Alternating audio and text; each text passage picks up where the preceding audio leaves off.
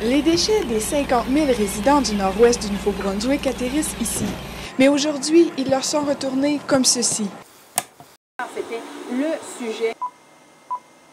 Tout ça grâce à un procédé avancé de biométhanisation. C'est une façon pour nous de détruire le méthane, qui est 21 fois plus nocif là, que le carbone dans l'atmosphère, le transformer ensuite en énergie. Le processus commence sur cette cellule d'enfouissement. Il y a 55 pieds, 60 pieds de déchets sous nos pieds. Le puits consiste à avoir un tuyau perforé jusque dans le fond. Ça fait un vide dans la cellule pour avoir le gaz qui se ramasse. Un peu plus loin, on retrouve le système de traitement des gaz. Le gaz est acheminé des puits de la cellule d'enfouissement au système de pompage qui est sous pression. Ensuite, il va au module mécanique qui refroidit le gaz.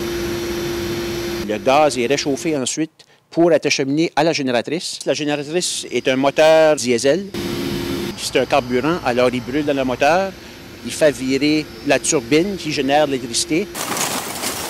Avec cette technologie innovatrice, le centre d'enfouissement élimine environ 95 % de ces gaz à effet de serre. On parle d'environ 35 000 tonnes de carbone là, qui étaient envoyées là, dans l'atmosphère annuellement. La Commission de gestion Enviro-Ressources du Nord-Ouest produit maintenant 633 kWh d'électricité. Ça représente environ 500 foyers.